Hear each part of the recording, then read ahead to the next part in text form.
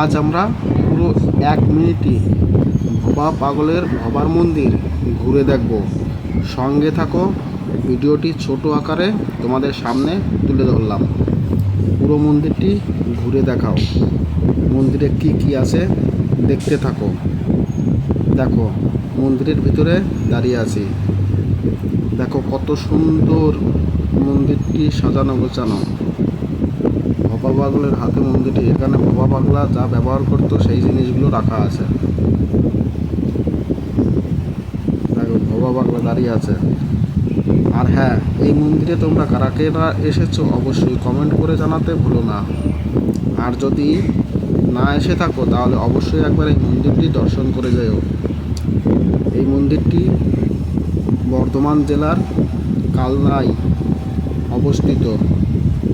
কালনা স্টেশনে বা কালনা বাস স্ট্যান্ডে নেমে ভবা পাগলার মন্দির বললে যে কোনো টোটো বা অটোতে তোমরা চলে আসতে পারবে এই মন্দিরটি।